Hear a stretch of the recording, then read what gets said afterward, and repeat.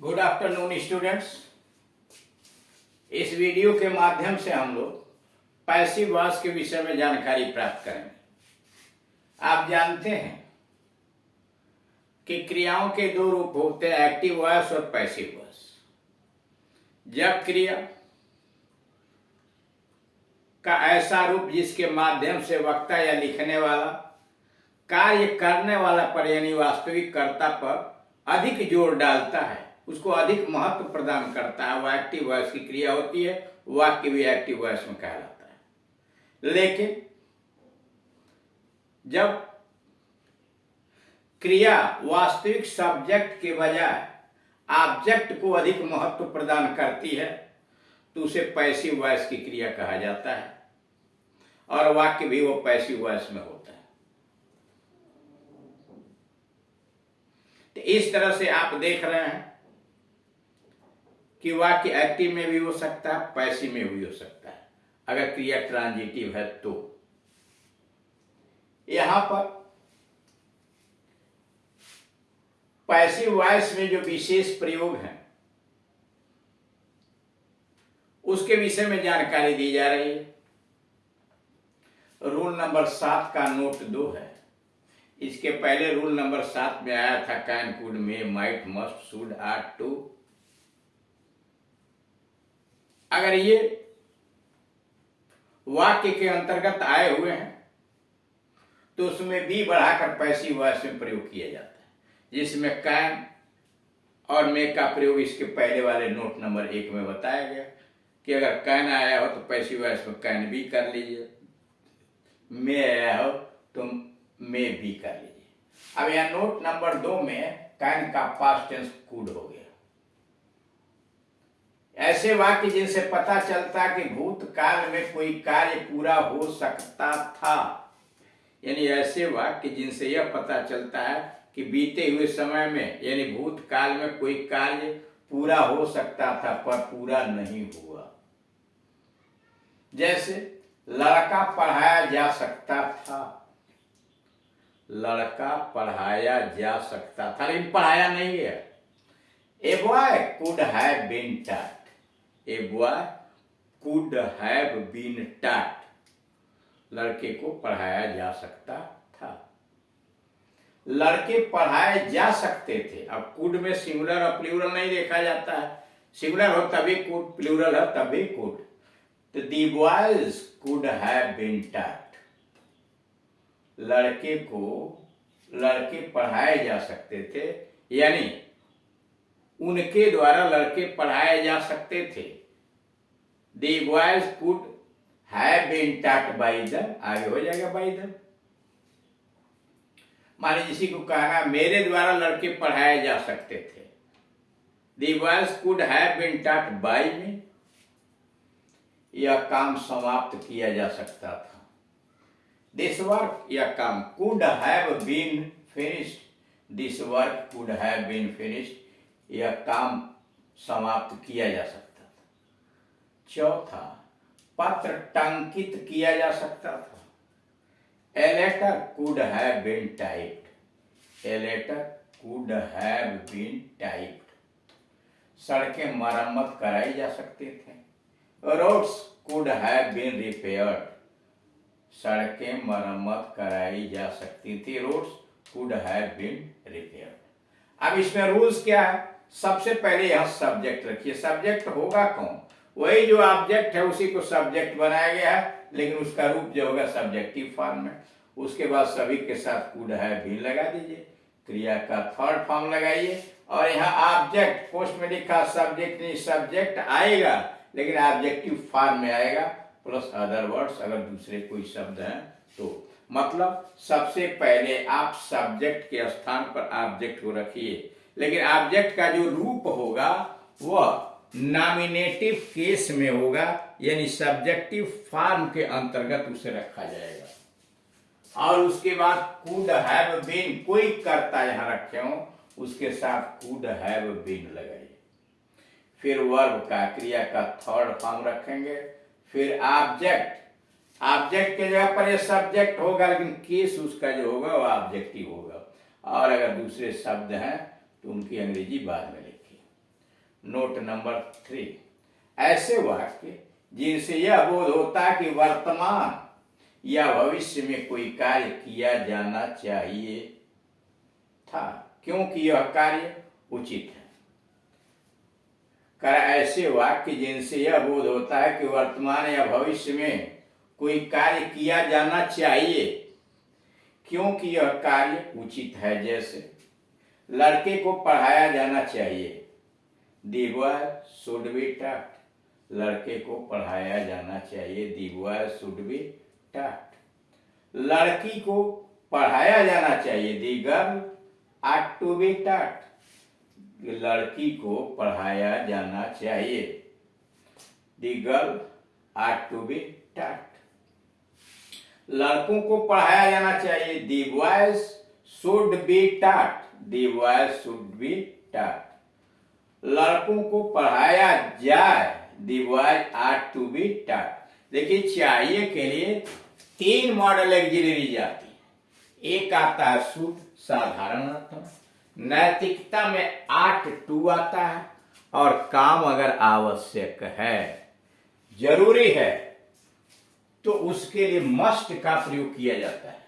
जैसे मान लीजिए यहां दे दिया जाए कि लड़कों को अवश्य पढ़ाया जाना चाहिए, तो the boys must be taught. The boys must be taught.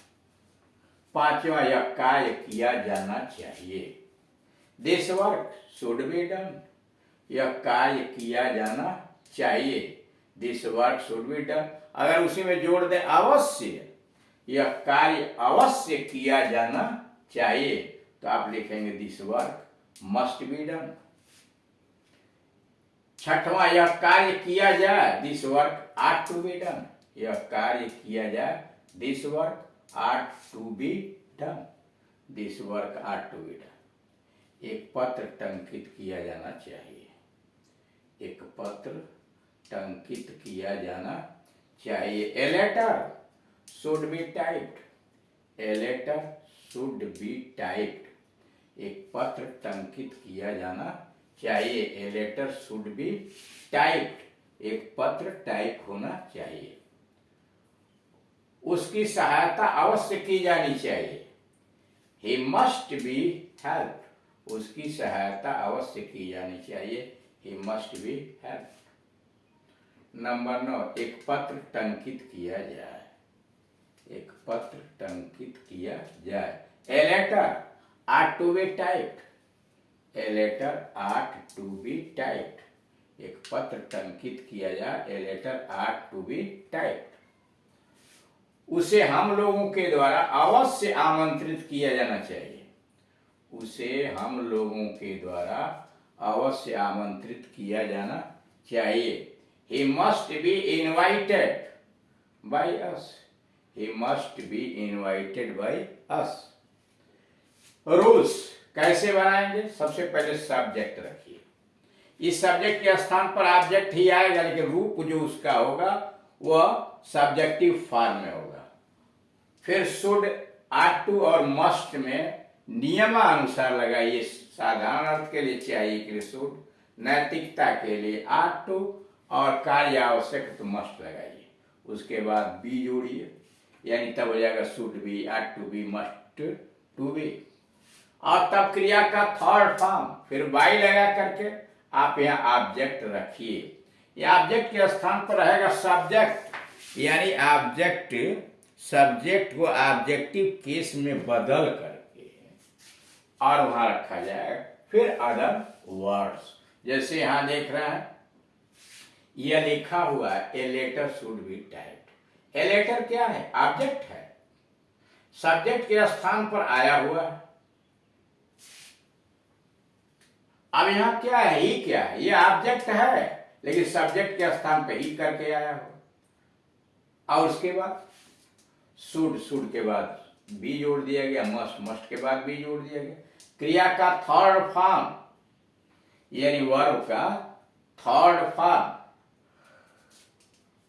और तब अगर कोई दिया रहता है, जैसे उसकी सहायता अवश्य की जानी चाहिए, तो ही मस्ट बी हेल्प हमारे द्वारा, तो बाई अस लिख देते।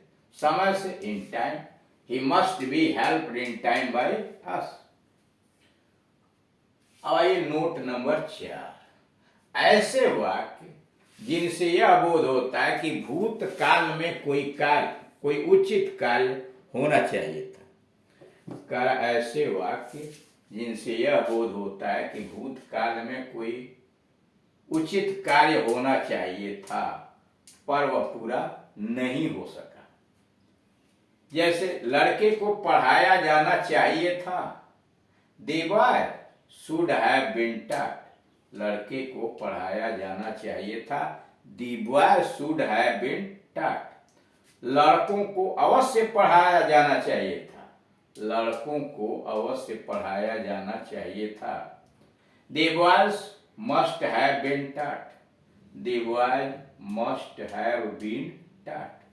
लड़की को पढ़ाया जाना चाहिए था, लड़की को पढ़ाया जाना चाहिए था।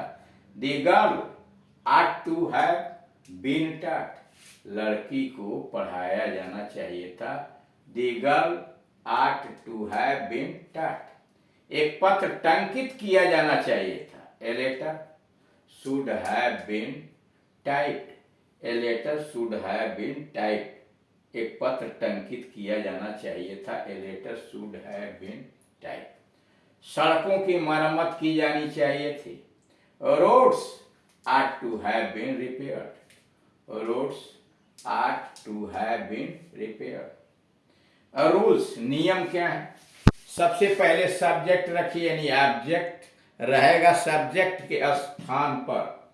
यहाँ सब्जेक्ट के स्थान पर ऑब्जेक्ट रखिए, लेकिन केस जो उसका होगा वह सब्जेक्ट होगा। फिर शुड, ought to और मस्ट में से एक लगाइए, फिर हैव बीन तो हो जाएगा शुड हैव बीन या ought to have been, must have been, plus verb third form, क्रिया का थर्ड फॉर्म लगाइए। ऑब्जेक्ट यानी सब्जेक्ट इस स्थान पर आएगा, केस उसका ऑब्जेक्टिव होगा। और अगर अन्य शब्द हैं तो वहाँ अदर वर्ड्स, अन्य शब्द हैं तो अदर वर्ड्स लगाइए, यानी बाई लगा करके और दूसरे शब्दों को यहाँ प्रयोग आप कीजिए, है ना। तो इस प्रकार से आप देख रहे हैं